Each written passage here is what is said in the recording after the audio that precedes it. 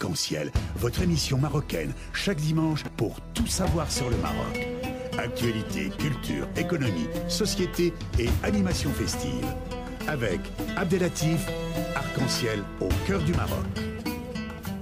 Bonjour à toutes et bonjour à tous et bienvenue dans l'émission Arc-en-Ciel sur Radio Pluriel. Et nous sommes heureux de vous retrouver ce jour, le 21 avril 2017, le dernier dimanche avant le mois de Ramadan. C'est l'occasion pour souhaiter un bon Ramadan à l'ensemble des musulmans à travers le monde.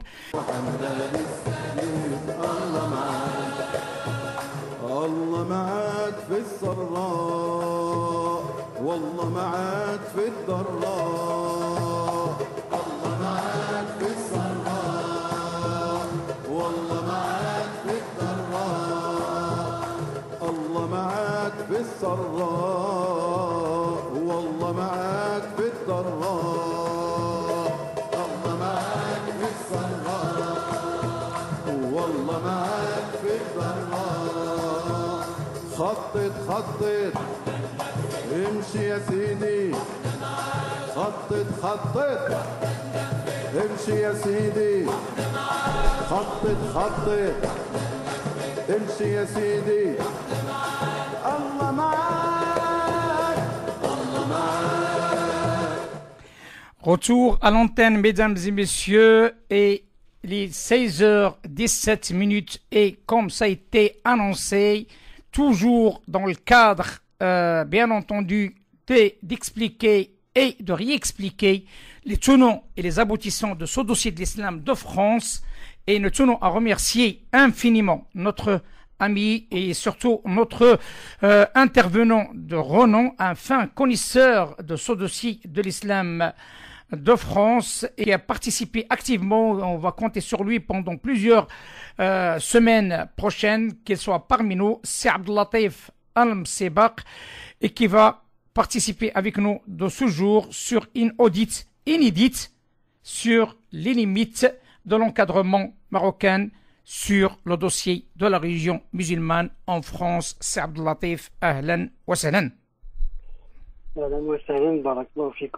remercie donc l'équipe de Radio Pluriel encore une fois et je remercie le staff technique ainsi que les auditrices et les auditeurs de cette antenne. Eh bien, écoutez, j'aimerais simplement, Inch'Allah, dire que je prétends pas ce qualificatif de fin connaisseur de l'islam de France. J'essaie de participer, j'essaie de dire les choses telles qu'elles sont, telles que je les ai vues. J'essaie de participer à ce sursaut qui doit venir de la société tout entière, notamment des franco-marocains.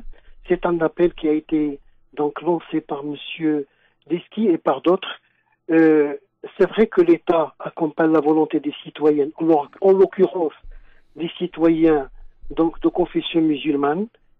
C'est de leur religion qu'il s'agit. Moi, de ma part et de mon côté, je compte y participer et je compte, avec la volonté de Dieu, remplacer les échecs, ou bien l'échec du CFCM, parce que si le gouvernement de M. Hollande, ou bien Sarkozy, des deux ministères de l'Intérieur, donc de M. Hollande, ont créé l'instance de dialogue avec l'islam, c'est parce que cette instance qui est censée représenter tous les musulmans a failli à sa mission. Elle est cadenassée et verrouillée entre des notables qui sont actuellement fatigués. Donc, de ma part, j'essaie d'être quelqu'un qui participe, un citoyen français qui participe, qui a bien sûr des origines, qui a bien sûr une culture, qui a sa double culture, qui a sa double allégeance et qui est, on va dire, employé en faveur de sa nation. Quand il s'agit de la France, donc nous nous servons de notre savoir-faire, notre compétence, de notre volonté pour que ça se passe très très bien. Et quand il s'agit du Maroc, nous ferons la même chose vis-à-vis du Maroc. Justement, donc, merci infiniment de cette annonce qui est vraiment me touche à titre personnel et sachez-le, c'est l'objectif aussi de l'émission Arc-en-Ciel qui a initié cette opération depuis un certain temps maintenant. L'objectif, c'est simplement, c'est bien entendu, ce n'est pas le critique, pour avancer. L'objectif, c'est d'avancer. L'objectif de faire ouvrir un petit peu les yeux à nos décideurs parce que il y a un certain nombre de décideurs et j'aimerais bien attirer votre attention sur deux éléments de taille. J'aimerais bien que vous le sachiez. Un grand nombre d'appels que j'ai reçus, un grand nombre comment dirais-je, d'écrits que j'ai reçus depuis un certain temps, depuis le commencement de cette émission par rapport à ce dossier. Cette boîte a aidé sur le volet religieux, sur le volet islam de France. Tout le monde se pose la question, est-ce que c'est vrai ce que l'on est en train d'entendre? Donc, il y a une réelle ignorance de la réalité et notre objectif à travers cette émission de montrer et de démontrer la réalité. Et encore une fois, et j'aimerais bien insister là-dessus, j'ai contacté la totalité des gens qui étaient nommés dans différentes émissions, soit sur le recteur, soit les autres, soit sur le plan chiite, soit sur le plan Chabiba ou autre. Tout ce qui a été fait, personne n'a voulu répondre, personne n'a souhaité de répondre. C'est leur droit. Mais par contre, nous continuons. Maintenant, l'intervention de Saad Latif est de ce jour, c'est une intervention tant attendue. Les limites de l'encadrement marocain de l'islam pour les Marocains résidant à l'étranger, exemple des Marocains résidant en France et Merif. Abdelatif, bon. C'est le secrétaire général de la coordination des musulmans du sud de la France pour notre auditoire. Je vous prie. Alors, les limites de cette gestion du champ religieux pour les Marocains de France, normalement, devraient être mentionnées comme sanction du propos que je vais annoncer, comme la résultante ou bien le mot de la fin. Mais parlons de l'origine de l'intérêt du Royaume du Maroc pour organiser le champ religieux pour les Marocains de France ou bien pour les Franco-Marocains tout court. Donc je vais parler un petit peu dans un préambule concernant la Fédération nationale des musulmans de France. C'est par son biais que le Maroc est entré dans l'organisation et comme partie prise dans l'organisation de l'islam de France tout court. Donc je dis que la Fédération nationale des musulmans de France était la première fédération qui a rassemblé la plupart des tendances de la composante musulmane française. Ceci a été dit par les experts en matière donc de l'islam de France, les vrais islamologues comme notre frère Karim ou bien M. Godard, allant même à fédérer cette fédération autour de son projet initialement une représentativité de l'islam de France de près de 400 associations musulmanes. Cette fédération a été créée en 1985 avec l'aide de la Ligue mondiale islamique et présidée par un converti. Il s'agit de M. Yaqub Roti. Cette fédération a connu une instabilité interne vu le nombre de présidents importants.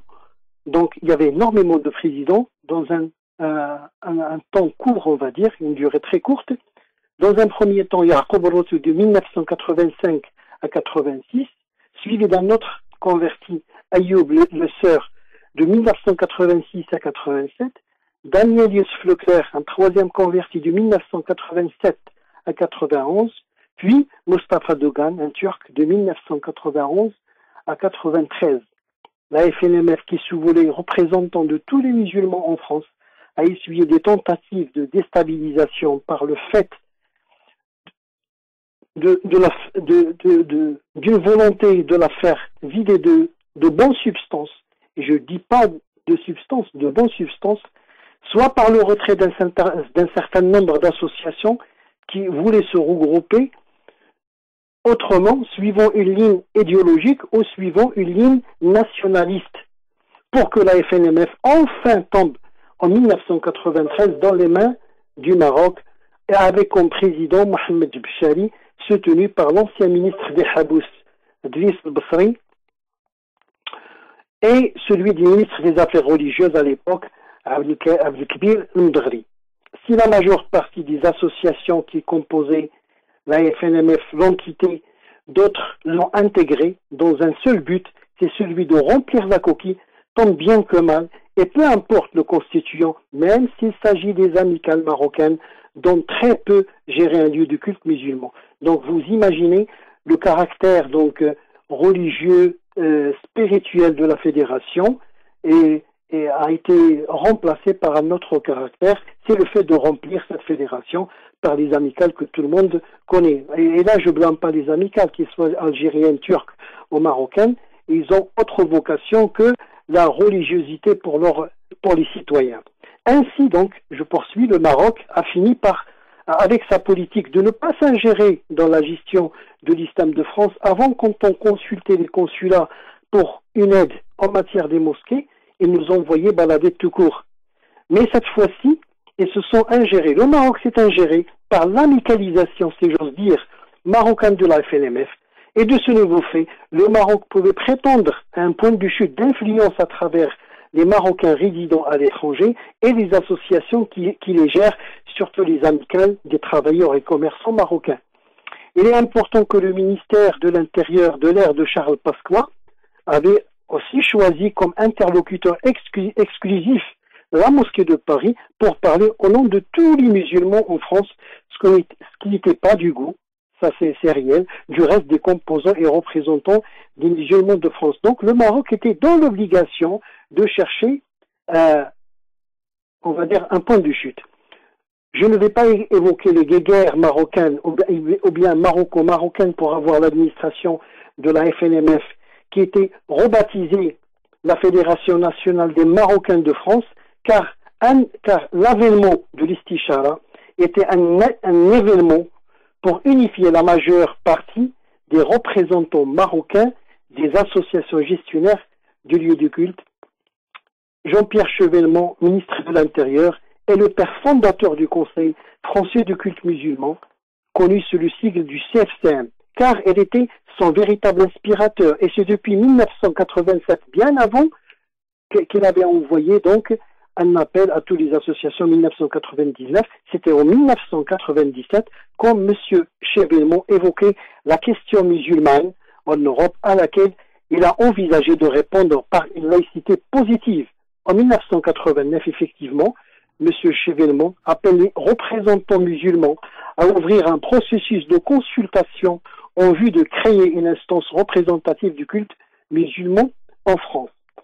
Donc au début, la consultation a commencé ses travaux en l'an 2000. Le Maroc est représenté par la FNMF amicalisée de M. Béchari. M. Béchari dirige donc cette fédération avec l'appui de M. Marchis. D'ailleurs, ce sont un binôme. Ce binôme va se maintenir comme représentant légitime dans toutes les négociations avec le ministère de l'Intérieur et d'ailleurs lors des réunions interfédérations et grandes mosquées au sein de la consultation. Nous sommes dans l'ère pré-création du CFCM. La FNMF qui prétend rassembler plus de 500 lieux de culte ne comptabilise véritablement qu'un seul lieu de culte. C'est la mosquée de Saint-Étienne où M. Merchiche est président recteur à vie.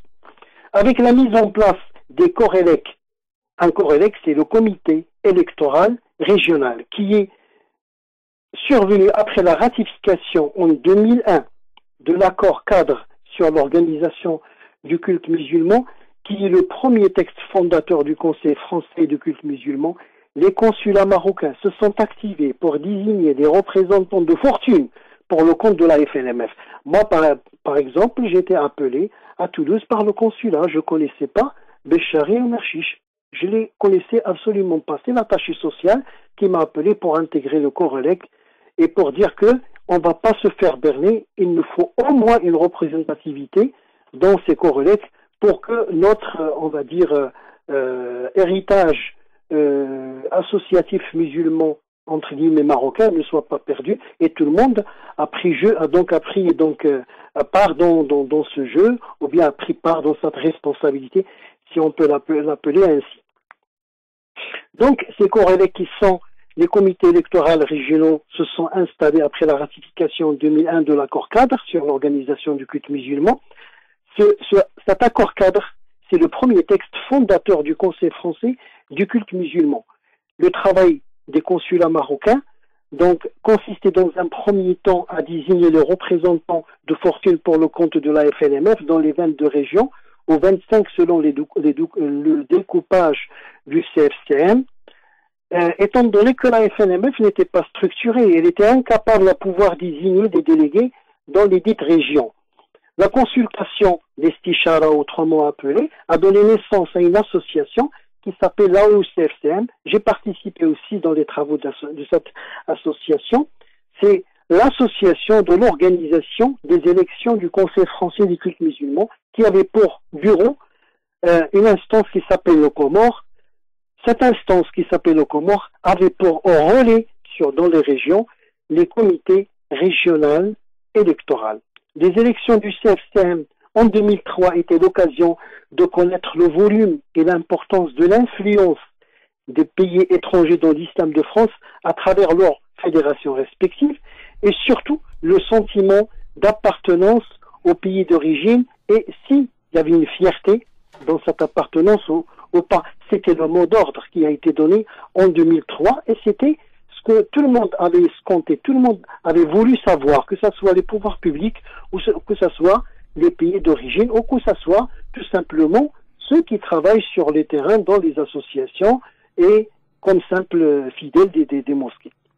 Donc le musulman lambda voulut savoir réellement le volume de chaque fédération, ou bien l'influence de chaque pays étranger. Donc le Maroc, qui l'affichait comme ambition, donc dans un premier temps, on le disait très clairement, l'ambition du Maroc dans ces élections, c'est de faire acte de présence. Vu l'organigramme structurel complètement ruiné de la FNMF, mais la FNMF est sortie vainqueur. On voulait simplement avoir acte de présence, et on est sorti vainqueur avec 16 élus parmi les 46, en plus de ceux qui sont désignés par la fédération. Donc, la première leçon des élections de 2003 du CFCM, c'est une leçon d'ordre sociologique, car il reflète le dynamisme religieux des Marocains qui sont, par le passé, depuis les années 1970, investis dans la pratique de la religion et surtout la construction du lieu de culte. Donc le consulat, il n'a fait que par un simple crochet, comme celui qui vend les beignets à la marocaine, il a ramassé donc avec son crochet ces beignets qui étaient déjà prêtes par un travail de grande ampleur et de labeur fait par ces Marocains. Donc, la deuxième leçon de ces élections... Juste un point, s'il vous plaît, juste un point. Donc on est bien d'accord, comme quoi, tout simplement, au départ, il s'agit tout simplement d'une participation sans enjeu pour les Marocains. Et du coup, on se trouve avec une réussite totale, et c'est là la question. Est-ce que le fait qu'ils se trouvent devant le fait accomplir, et dès le départ, que les autorités ont dit, on participe juste pour montrer comme quoi on est là, mais maintenant, puisqu'ils sont au poste, la défaite, elle est là. Bien sûr. Et même cet islam consulaire qui vient de naître, c'est le deuxième résultat sociologique des élections de 2003 du CFCM. Il a été voulu par le pouvoir public français. Donc, on ne va pas dire qu'il y avait une certaine opposition à tout ce qui est à l'activisme des consulats. Pas du tout. Il y avait une certaine connivence entre les deux autorités, ou bien entre l'autorité française d'un côté et les autorités des pays d'origine d'un autre. Il faut que ça soit très clair. Donc on a vu une visibilité grandissante de l'islam consulaire. C'est le résultat même des élections de 2003 vues par les spécialistes et islamologues de France. Donc avec l'annonce de ces résultats, la grogne monte au sein de la FNMF, parce que c'est une structure qui est complètement ruinée, qui représente que 2 personnes à la limite. Et on a vu cette grogne de la communauté marocaine qui est montée, et que vous voyez que la FNMF elle est réduite à ces 2 personnes, à tel point que les autres ironisaient sur les Marocains en disant, comme Marchiche est au bout du fil avec M. Béchari, donc le bureau de la FNMF il est au complet, il peut délibérément décider, il peut valablement décider, il a le quorum. Vous imaginez une fédération qui prétend avoir 500 lieux de culte, hein, et on se moque d'elle de cette manière. Moi personnellement et d'autres, donc nous n'avons absolument pas accepté cette situation, et nous avons demandé donc il y a changement. Alors, des tentatives de changement ont été donc élaborées. Ils étaient alimentés par un souhait du royaume, du Maroc, de sécuriser l'islam pour les Marocains en France, surtout suite aux attentats du 16 mai 2003 à Casablanca. Donc il y avait une volonté réelle et politique. C'était le temps pour faire quelque chose qui est à l'image donc de marque du Marocain, et nous avons participé donc dans ce changement. Entre 2003 et 2005, ces tentatives de l'ambassade du Maroc ont abouti à un élargissement du conseil d'administration de la FNMF. Béchari ne pouvait plus faire cavalier seul. Ces interventions donc sont désormais contrôlées par des opposants qui voulaient que la FNMF soit une structure nationale représentative sur tous les territoires français. C'est le déclenchement d'un conflit qui va être médiatisé de 2005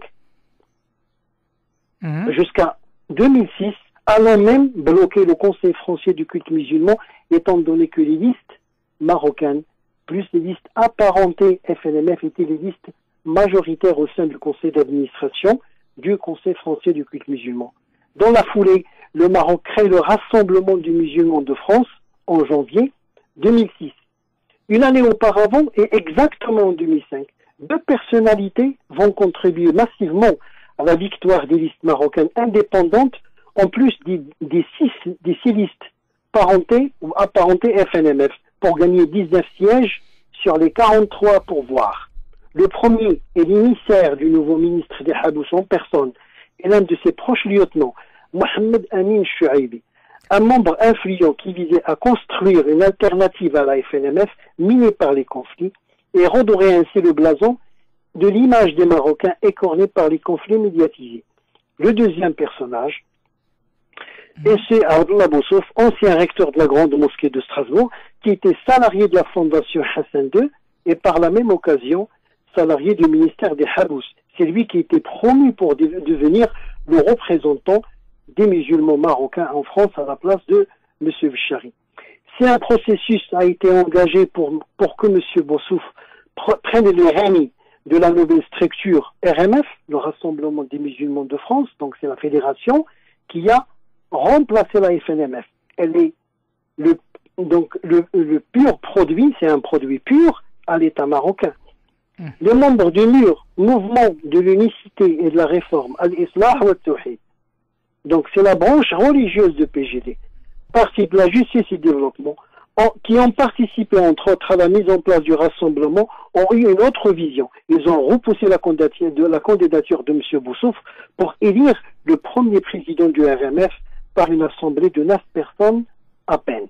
D'accord. Donc, c'est donc par le biais de Mohamed Amin Chouaibi, considéré comme membre du MUR lui-même, que Boussouf a été écarté de la présidence du RMF. Ceci a provoqué, au sein du Rassemblement des musulmans de France, déjà, on va dire des guéguerres. Oui, je peux évoquer deux raisons connues en interne pour pouvoir annoncer que c'est Mohamed Amin Chouaibi qui a éloigné Boussouf de la présidence. La première, c'est que Chouaibi avait informé tout le monde, notamment les membres du MUR, en essence où se trouvait leur chef, de l'intention du ministère de la Bourse d'organiser le chant religieux bien avant que cette information donc soit connue par tout le monde. En privé, et avant que ça soit connu, pendant 6 mois, il a organisé ceci avec les membres de l'Essonne. La deuxième raison, c'est la déclaration de Chouaibi de mener une campagne auprès de personnes influentes sur le terrain dans ce dossier pour que M. Boussouf soit remplacé par un novice dans le champ religieux. Donc je ne donnerai même pas son nom parce que ça sert à rien. Ceux qui détenaient plutôt les règnes derrière, ce sont les gens du MUR malheureusement. C'est à nouveau le conflit entre les pro-pégidistes et les pro-Boussouf pour avoir le contrôle du RMF. Et c'est par l'appui du ministre des Habous, Ahmed Soufiq lui-même, que le PGD a gagné la bataille du RMF et a bénéficié durant 7 ans d'un budget de plus de 14 millions d'euros, ainsi que la construction d'une mosquée à l'un de ses cadres des muristes, donc en Lorraine.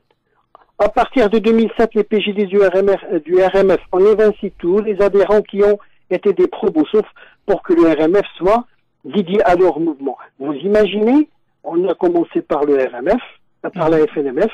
Donc, ils ont mis pied, les Marocains. Après, il y avait des querelles intestines entre membres pour donc délaisser, pour bannir le FNMF et la remplacer par le RMF. Et au sein de la RMF, il y a aussi des évictions de membres fondateurs. À partir de 2007, donc avec la nomination de M. Boussouf au secrétariat général du CCME, aux élections du CFCM de 2008, le RMF désormais, par le chef en personne de la branche mûre en Europe, ne pouvait qu'applaudir la candidature de Mohamed Moussaoui, vice-président du RMF, car les autres candidats, aux yeux de Mkhjen, ont été déclarés persona non grata pour occuper ce poste. Donc, un vice-président du RMF qui est devenu, comme par enchantement, le président du CFCM. Normalement, dans les partis, et suivant le canal qui est normal des choses, c'est le président du parti qu'on investit pour avoir une présidence d'une autre structure, là où il y a d'autres organisations qui concourent. Mais ça n'a pas été le cas en 2008. Cette démarche a été entreprise par M. Boussouf, donc l'intronisation du CFCM pour M. Moussaoui a été entreprise par M. Boussouf lui-même, qui s'est en quelque sorte vengé de son éviction en 2006 de la présidence du RMF. Donc jusqu'à maintenant, l'auditeur peut comprendre que M. Moussaoui, c'est l'homme de M. Boussouf. Mais pas du tout. M. Moussaoui cherchait un environnement d'influence propre à lui. Il ne rentrait pas dans le jeu du secrétaire du CCME, mais il est plutôt lié au projet d'Ahmed Al-Alami, qui se réclame du chiisme idrissite avec le titre de Sayyid. Là, il n'est pas encore Ayatollah. Avec le boycott de la mosquée de Paris, donc, en 2008, lors des élections du CFCM, le ministère de l'Intérieur voulait un changement des statuts du CFCM, notamment du règlement électoral qui se basait plus sur le métrage de lieu du culte, et la désignation par la suite de délégués selon la superficie du lieu du culte. Des travaux du CFCM ont été entamés pour changer les statuts de cette structure. Ils ont abouti à un changement de statut fin 2012 pour que le Maroc réclame, donc pour que le Maroc se voit toujours représenté par une fédération qui est toujours partie prenante de l'ECFCM et qui va participer à cette présidence tournante. Or, pour ce faire, et étant donné que le RMF c'est le produit du Maroc, le Maroc va réclamer que la présidence reviendra de droit à Moussaoui. Et là, c'est le clash. C'est le clash entre le Maroc et les muristes, donc les gens du mur qui disent que nous ne sommes pas ici pour exécuter vos ordres, mais nous sommes ici en partenariat. D'accord. Donc, entre-temps, étant donné qu'il y avait un certain nombre de boycotts de mosquées marocaines, suite à ça, parce que l'information a été diffusée, le CFCM ne représente actuellement, dans sa version de 2013, parce que suite au changement de ses statuts, que 20% des lieux du culte. La majeure partie des lieux du culte, surtout marocains, plus d'autres, parce qu'il y avait quand même un certain mécontentement sur la manière dont le changement de statut a été fait.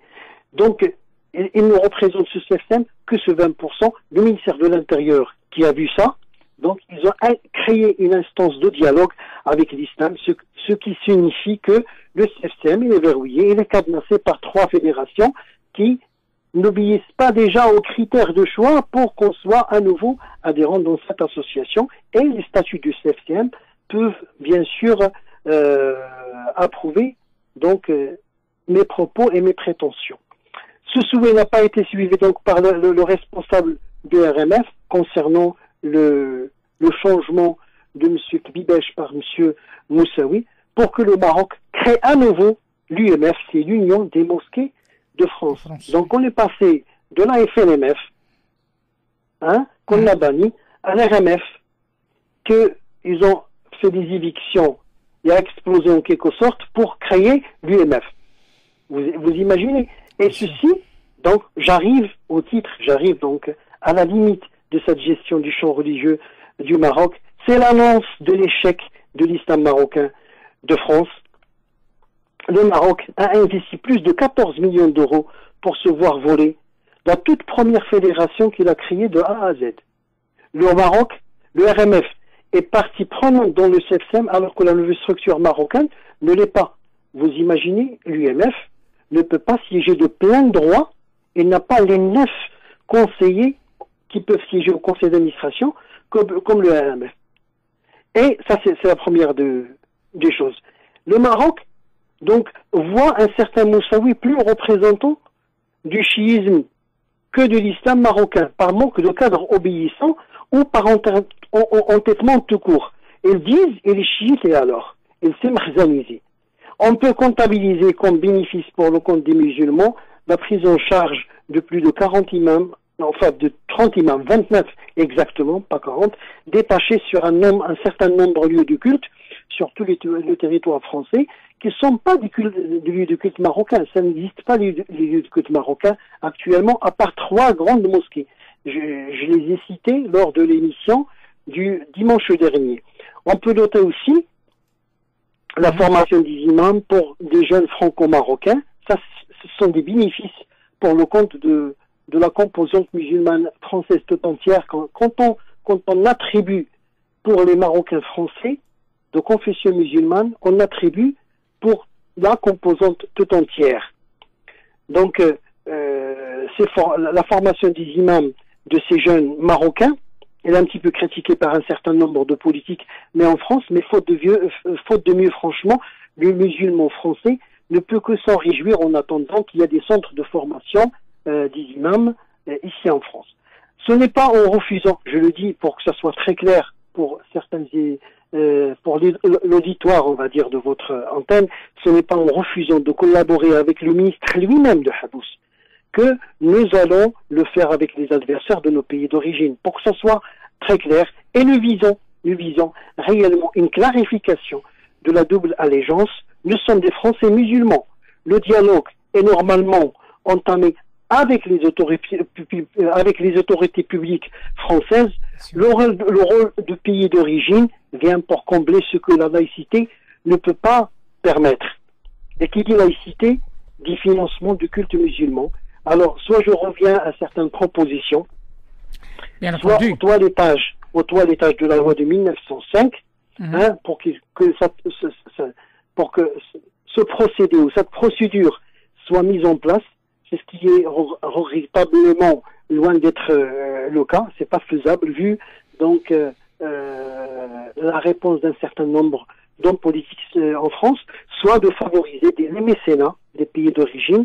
C'est la proposition de M. Godard pour un réel islam de France qui ne rend pas illicite et licite. La yuharrimu halalan wa la yuharrimu haram. L'islam de France, c'est une appellation pour qu'il y ait plus d'influence des pays d'origine, pour qu'il y ait des contributions sous forme de mécénat, donc d'une façon désintéressée. Et nous allons bien sûr voir comment le président de la République, une fois encore, avec d'ici, en attendant s'il a cette majorité présidentielle, donc cette majorité parlementaire, bien sûr. Qui lui permettra réellement de créer la vraie représentativité, oui. La vraie instance qui va représenter tous les musulmans, comme vient de l'annoncer donc l'islamologue qui vient de passer avant moi. Bien entendu, parce que le souci qui se pose, c'est Abdelatif, parce que simplement, il y avait un échange, comme je l'ai dit au départ, il y a un échange assez important avec un grand nombre de personnes qui m'ont appelé. Il y a 3 questions qui sont revenues à maintes reprises, et je souhaite les évoquer avec toi pour plus de clarification, si vous êtes d'accord sur le principe, parce que l'auditoire s'intéresse de près par rapport à ces déclarations, l'auditoire s'intéresse de près pour savoir encore davantage afin de forger leur point de vue sur un dossier épineux, sur un dossier jusqu'à maintenant, avec tout ce que ces révélations, sincèrement, moi-même, ça me surprend. On est où? Vous avez évoqué l'histoire de M. Moussaoui, vous avez évoqué l'histoire de M. le recteur, vous avez évoqué l'histoire de Petit Mkhzen et le Grand Mkhzen, et c'était les 3 questions qui ont été posées par maintes personnes. Ils veulent des explications davantage, mais la question principale, qu'est-ce que c'est que le Grand Mkhzen et le Petit Mkhzen? Deuxième question, c'est quoi cette histoire d'une personne chiite qui détient quand même le pouvoir et un budget colossal au nom du Maroc, mais aussi, bien entendu, comment ça se fait, disons, qu'ils étaient contre le royaume du Maroc, contre la monarchie, mais aussi contre l'intégrité territoriale du royaume du Maroc, et qui deviennent des décideurs et qui parlent au nom du Maroc, repentis ou pas, c'est la question qui se pose ici avec tout ce que vous avez évoqué. Ce n'est pas le fichier S, moi je peux l'appeler le fichier gamma, parce que là c'est grave, on parle de la monarchie, on parle de l'intégrité territoriale, et on se trouve devant des situations dramatiques avec tout ce que vous avez évoqué maintenant. C'est faux pas, c'est des décisions à la hâtive, hein, donc c'est des décisions rapides et sans une vision lointaine, et on se trouve avec un dossier qui risque d'échapper entre les mains de ces décideurs. Pourtant, il faut bien préciser que l'aspect sécuritaire, comme il a dit M. Emmanuel Dupuy, le Maroc est bien placé, le rôle des Marocains est très bien entretenu, mais par contre, sur la gestion de ces musulmans de France, avec le budget qui sont alloués, on ne vous cache pas la vérité, tout le monde est amer. Et c'est les remontées que je peux avoir avec un grand nombre d'appels des monsieur lambda qui suivent cette émission, mis à part les responsables qui ont suivi cette émission. Il y en a un grand nombre, je pèse mes mots, un grand nombre de responsables qui ne le savaient pas. Et ça, c'est grave. Ce que je peux annoncer actuellement, c'est que je suis en train de revoir donc mes archives depuis une quinzaine d'années, depuis 1999, carrément c'est 18 ans, et je vais sortir des articles, je vais sortir des colonnes avec ma propre signature, avec mon style, que je vais mettre notamment sur les colonnes d'un certain nombre de médias que je trouve respectables. Et je vais évoquer tout ça d'une façon non succincte, donc d'une façon bien précise et détaillée. Alors pour répondre brièvement à la première question concernant donc notre recteur, elle était par le passé un membre du Shabib al-Islamiyya, c'était le bras droit de Abdelkrim Monter, et c'est lui qui a participé même à, il n'a pas participé, c'est lui qui était l'instigateur et celui qui a fait le fait, c'est lui qui a sorti la famille de Abdelkrim Monter sous les yeux de la DST qui n'ont rien vu voir et qui a réussi à les faire passer. Ça c'est la première, ça c'est sa parole à lui, pas la mienne. Et vu tout le malheur qu'il a fait à tous les musulmans, notamment à cet imam, l'imam, l'ancien imam de Saint-Étienne, pour qui il a installé des caméras pour que on pointe de doigt sa femme et on essaie de le discréditer aux yeux de la population musulmane et vis-à-vis du pouvoir public français et vis-à-vis aussi du pouvoir public marocain. C'est un homme qui était innocent à mes yeux et c'est lui qui a fait de A à Z, c'est lui qui l'a dit, c'est lui qui a dicté, on va dire, son procédé et ses manières de faire. Vu ce qu'il avait fait, nous sommes dans l'obligation de dénoncer ce genre de personnage. On parle de quel imam? Concernant donc Chabiba, concernant Chabiba, je suis ici pour préciser que mon témoignage. Ça a été dans le passé, donc le monsieur le recteur s'est repenti et après il est devenu Marzani, plus Marzani que les autres. Donc il est parti dans l'excès. Et quand je dis l'excès, si au moins il était fidèle, pragmatique aux propos tenus. Donc il commençait à divulguer et à établir ce qu'on appelle Habl Sur. Lui, il l'a rendu Habl Ciel. Vous avez le cordon ombilical qui s'appelle en arabe Habl Sur. Lui, il l'a rendu le cordon des affaires secrètes où il balançait des choses qui étaient des affabulations, c'était des propos mensongers et des dires mensongères sur des gens. Et ça, nous, on ne l'admet pas. Moi, personnellement, il m'a leurré quand il s'est cassé ses bras et ses côtes, 19 cassures des os, pour me dire, tous les jours que je suis en train de vivre actuellement, c'est un don de Dieu, et par la suite, je me suis repenti de tout ce qui était son passé d'avant. Mais malheureusement, c'était que poudre mise sur les yeux pour continuer sur le même procédé. Donc sur Chabiba, jusqu'à un certain nombre, jusqu'à une certaine date, c'est-à-dire le jour de du repentir, Al-Islam yajubbu ma qablah, l'islam annule ce qui le précède, donc je peux estimer qu'il était dans un passé, avec un mouvement qui prenait la lutte armée, qui prenait le djihad, qui est ainsi de suite. Pas le djihad, du djihad, il y a cinq sens du djihad. Chaque fois, on envoie la lutte. Il y a djihad, nafs, ainsi de suite. Et dans la lutte aussi, on peut évoquer le djihad d'une façon bien élucidée.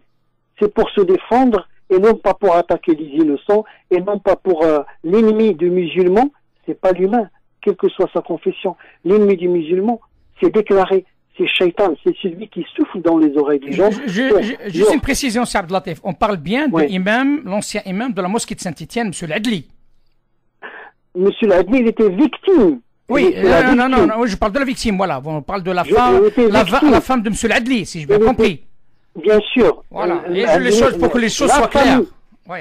C'est pas l'imam, c'est la famille L'Adli tout entière, même ses enfants, ont été victimes d'un très grand complot concocté entre, d'un côté, M. Marchiche et un certain Belharash au Maroc pour déloger cet imam. C'est le cas aussi du trésorier qui était intègre. Je me rappelle pas de Ahmed Kournif, voilà, maintenant je me souviens, qui est un homme intègre, qui est un homme humble, qui est un homme souriant, qui faisait son travail et qui a été limogé, qui a été décrédibilisé et sous la pression, il a donné sa démission. Et tout ça pour que la manne financière soit contrôlée à leur bon guise et qu'il n'y a pas de comptabilité proprement dit. Voilà. Donc ça c'est sur la première question. Sur la deuxième. Donc la deuxième question c'était concernant l'histoire de Petit Makhzen et le Grand Makhzen, ce que vous avez évoqué. Et le troisième. Le Grand Makhzen, c'est la haute sphère du Makhzen. Alors il faut savoir que c'est la Djed qui contrôle l'islam de France et l'apparence c'est le mystère des Habous. Mais derrière ceux qui contrôlent, c'est la Djed. Il y a une différence entre des exécutants qui sont en bas, à savoir M. Boussouf et M. Belharash, entre autres, ce binôme-là, c'est lui qui nous a foutu un sacré... je ne veux pas utiliser l'autre mot que tout le monde l'utilise. On va dire, il ne nous a pas laissé unifier, il n'a pas laissé les Marocains unifiés par des guerres, par la création de certains amis et par des ordres donnés de là-bas et surtout ne faites rien sans qu'on soit pas informé, ainsi de suite. Nous, on s'inscrit totalement contre cette manière de procéder. Nous sommes assez adultes.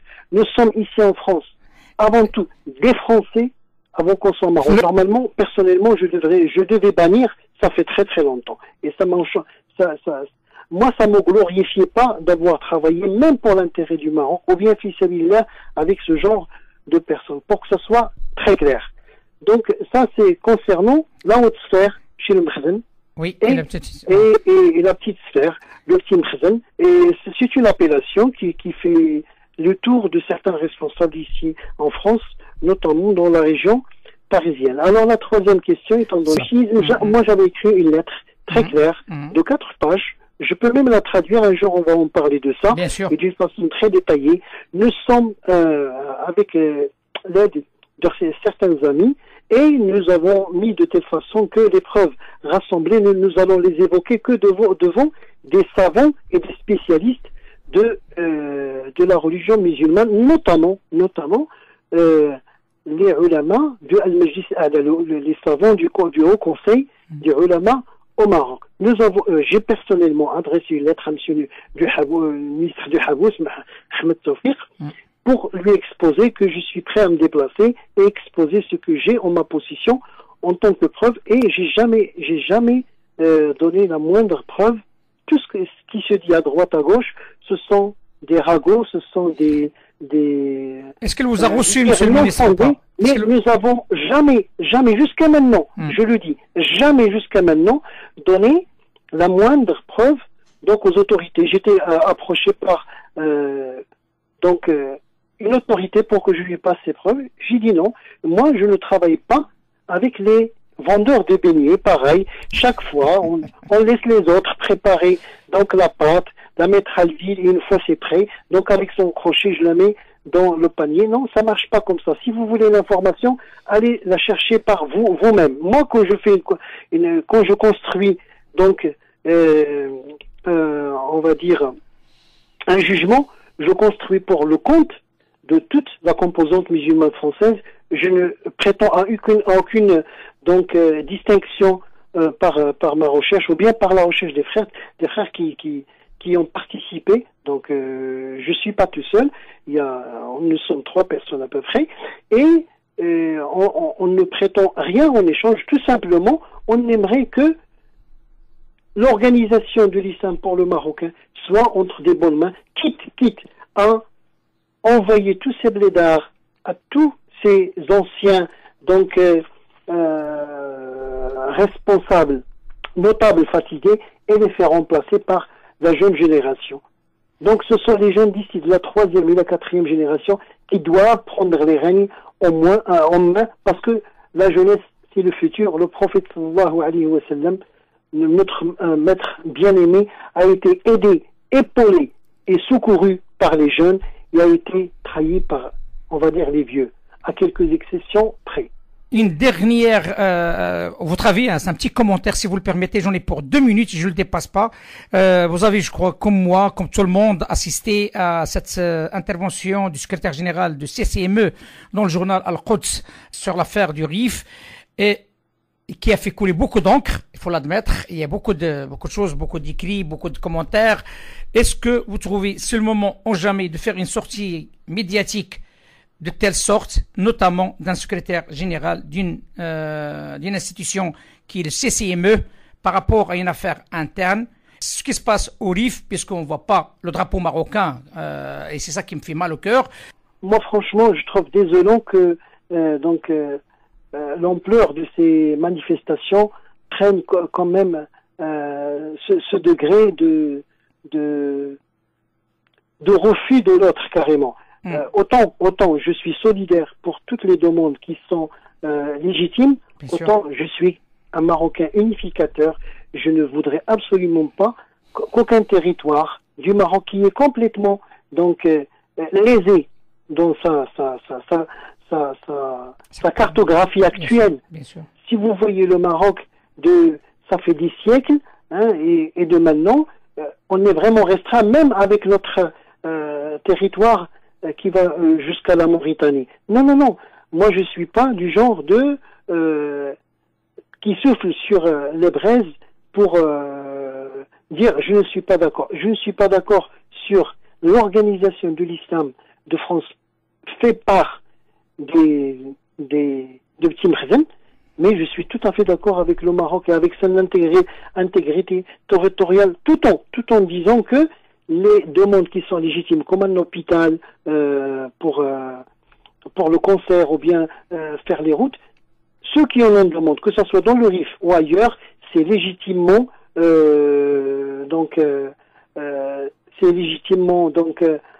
approuvé et ça leur revient de droit de faire ces demandes, et je crois que le ministère de la Santé va faire par ordre de priorité. Ils vont voir le nombre de population, la concentration de la population. Moi, il y a quelqu'un qui travaille dans le milieu de santé et il me dit que vous imaginez que le CHU de Marrakech c'est le CHU centre pour toute la zone sud, donc jusqu'à si vous voulez le Goya. Vous imaginez?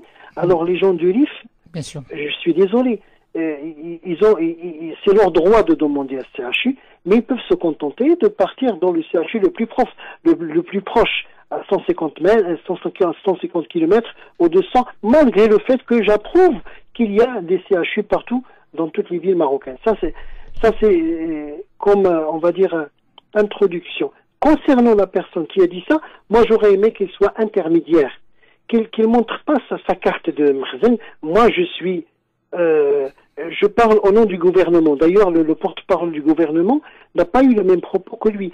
Il n'a qu'à se concentrer sur le travail qui lui revient de responsabilité, à savoir l'organisation de CCME et la contribution de la communauté marocaine à l'étranger dans le développement du pays d'origine, c'est-à-dire le Maroc. Qu'il laisse le porte-parole du gouvernement marocain dire ce qu'il a plutôt au lieu de lui extirper la fonction de porte-parole. Ça, c'est la première des choses.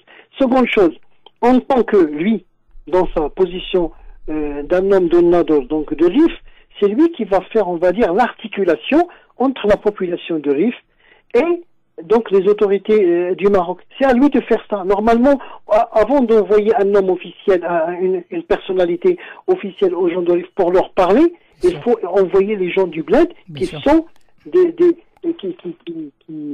l'enfant du pays. Oui, bien sûr. Qui vivent à Rabat, qui vivent à Casablanca, qui ont des responsabilités, qui ont sur la tête, sur les têtes des organisations et institutions que le Maroc leur a ouvert. Le Maroc a ouvert pour tout le monde. Donc c'est à lui de faire, normalement c'est à lui de faire l'articulation, et l'articulation malheureusement ne se fait pas par des écrits ou par des annonces, elle se fait sur le terrain. Il n'a qu'à voyager, il n'a qu'à se mettre donc sur les esplanades de la grande place, là où ils avaient fait la manifestation, et de parler aux manifestants. Et si il faut utiliser le dialecte d'origine, ou bien de Hoceima, il faut l'utiliser pour essayer de convaincre et établir les ponts de dialogue. Justement, il faut des choses telles qu'elles sont, comme vous venez de l'évoquer, l'histoire de l'enfant de pays. Il n'y a pas que lui, comme secrétaire général, comme enfant de pays. Il faut des choses telles qu'elles sont. Et nous avons un président de région qui s'appelle M. Ilyas Al-Omari, qui a un pouvoir assez important, puisque c'est le président de la région de Tanger, el Hoceima, et qui est partie prenante aussi dans la promotion de cette zone et aussi la paix sociale de cette zone. Ce monsieur, bien entendu, il est en déplacement, mais il a fait un petit mot, mais moi je pense, comme vous l'avez bien dit, ou bien monsieur le président, comme on appelle ceux du Sénat marocain, c'est Hakim Ben Chemmache, qui sont des enfants du pays, qui sont capables aussi de créer cette articulation, comme vous l'avez évoqué. Bien sûr, il y a d'autres enfants du Nord qui sont capables de Bsib el-Hajj, donc ils sont nombreux, qui peuvent jouer cette articulation parce que l'enjeu dépasse largement le cadre de la promotion économique. Parce qu'on ne voit pas le drapeau marocain. Moi, dans tous ces drapeaux que je vois, autres que le drapeau marocain, avec leurs couleurs, ils sont déjà intégrés dans les couleurs du drapeau marocain.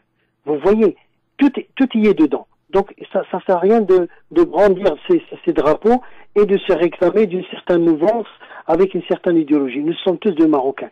S'il y a pauvreté, c'est englobé sur tout le monde. S'il y a richesse, ça va être englobé sur tout le monde. Il n'y a pas de différence. L'essentiel, c'est que on se voit toujours musulman avant d'être marocain, parce qu'il y a Allah, le Watan al-Malik avant tout. Bien entendu. C'est Allah subhanahu wa ta'ala qui nous relie et qui nous organise dans ce bout de terre qui s'appelle le Maroc. Moi, je le dis d'une façon sincère à tous mes compatriotes donc du Maroc, que la meilleure façon, c'est de travailler, d'essayer de faire que le Maroc avance et de réclamer les droits malgré les difficultés, malgré qu'il y a énormément de choses à changer. Parce que qu'est-ce qu'il y a en vue? Les autorités, on peut leur dire qu'ils sont de mauvaise foi, mais ce que je vois actuellement, on peut, mais c'est pas sûr. Mais qu'est-ce que je vois? Je vois la syrisation du Maroc. Qu'est-ce que je vois? Je vois l'irakiisation du Maroc. Qu'est-ce que je vois? Au pire, ou bien au moindre pire, on va dire, on va avoir cette situation de l'Égypte. Ça, je ne le veux pas pour le Maroc. Je veux qu'il n'y ait aucune goutte de sang qui soit versée, que ce soit d'un côté ou d'un autre. Nous sommes un seul peuple unifié et nous devons être unifiés, Inch'Allah Ta'ala. Je trouve que Sa Majesté le roi Mohammed VI, il était assez intelligent et lucide pour ne pas participer donc en 2011 quand il y avait le printemps arabe. Il a calmé les choses. Il est capable de le calmer, Inch'Allah Ta'ala, maintenant. Oui. Et ça j'en doute absolument pas. Et ceux qui tirent et ceux qui soufflent sur les braises, Inch'Allah Ta'ala, ils vont voir leur démarche vouée à l'échec. Et pour terminer, pour dire que le développement, tout le Maroc en a besoin. Il n'y a pas que la partie du Rif. Tout le Maroc. Moi, je suis originaire de Meknès. Quand je vais aux hôpitaux de Meknès et je vois les 7 ou 6 par chambre, ça fait très très mal. Ça existe un peu partout. Donc, c'est le ministère de la Santé qui doit se pencher sur ça et avoir les crédits nécessaires. Et c'est une affaire de gouvernement. Ça sert à rien de s'acharner sur l'intégrité de payer. Et jusqu'à maintenant, ceux qui enlèvent qui lèvent et qui brandent ces drapeaux doivent impérativement voir leur copie vis-à-vis de Dieu avant tout, vis-à-vis de Allah, parce que on ne peut pas savoir où cette zizanie, cette tentative de déstabilisation va nous ramener.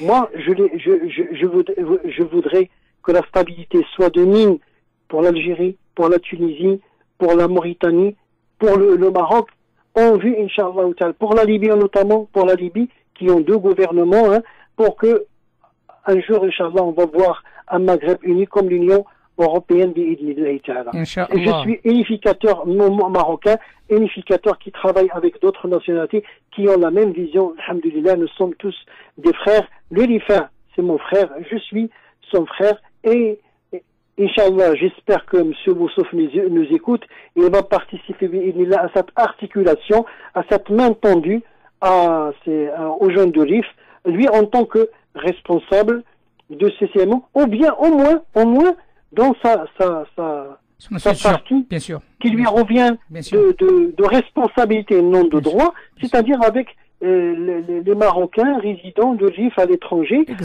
qu'on accuse qui sont les financeurs ou bien ceux qui donnent ils manent donc d'argent aux gens qui sont sur le terrain. Donc il faut impérativement nouer et établir des ponts de dialogue Inch'Allah Ta'ala pour désamorcer cette crise. ميرسي سي عبد اللطيف.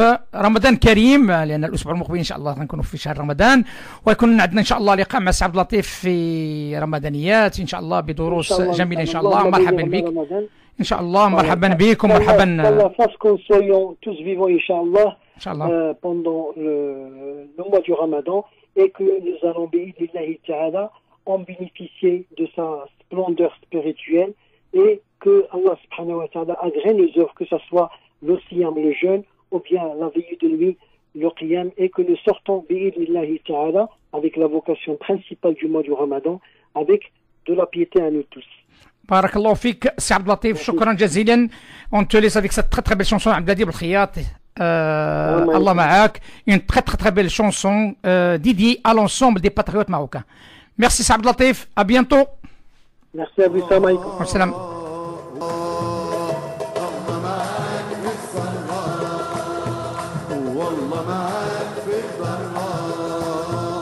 خطط امشي يا سيدي، خطط امشي يا سيدي، خطط امشي يا سيدي. الله معاك، الله معاك، الله معاك يا محمد السادس. الله معاك، الله معاك، الله معاك، الله معاك يا محمد السادس. الله معاك. Une très très belle chanson d'Abd الهادي بالخياط. وبهذه المناسبة كذلك نتمنى أن نقدم بهذه المناسبة الجميلة وهذه المناسبة السعيدة رمضان الكريم هذه الهدية للقوات المسلحة الملكية لحامية البلاد شمالا وجنوبا، وكذلك إلى جنود الخفاء السيوف الثقيلة لحامين هذه البلاد. الله ينصر الحق أينما كان. وهذه الأغنية من أجمل الأغاني اللي تنهدوها بكل مصداقية من عبد اللطيف الصدقي والميسيون أركونسيال سيغ راديو بلوريال. نشيد وطني من أجمل الأناشيد المغربية.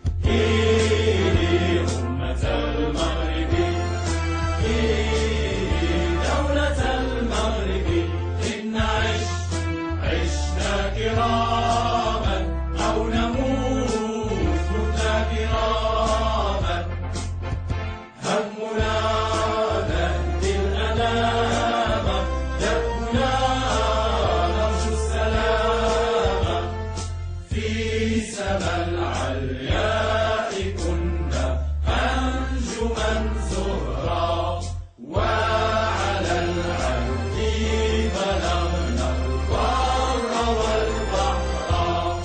إيه أمة المغرب، إيه دولة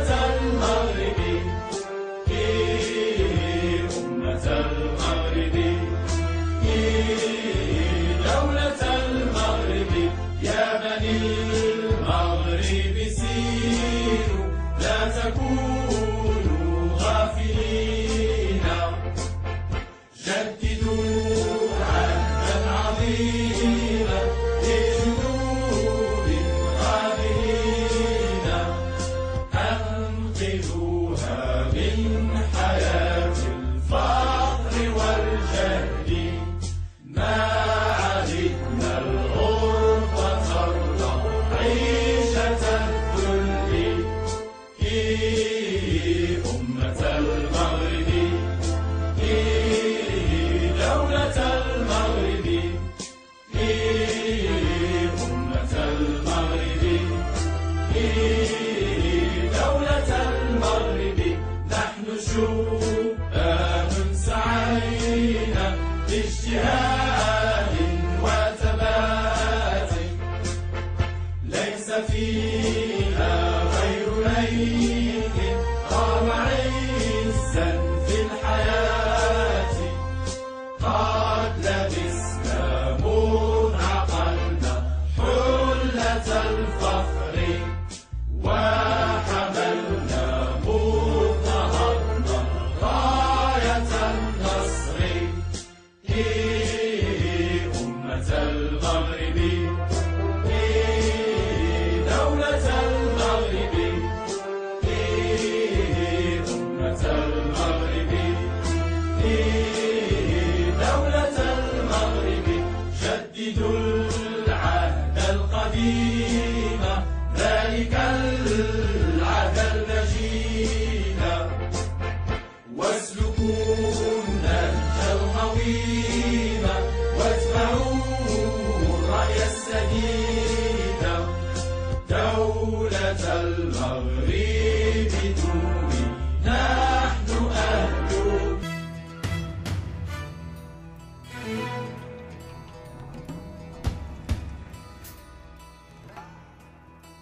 Arc-en-ciel, votre émission marocaine, chaque dimanche pour tout savoir sur le Maroc.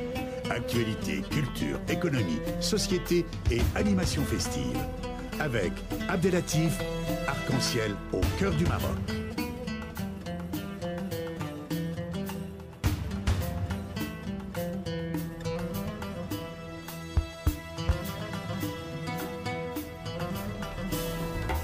Arc-en-ciel, la chronique.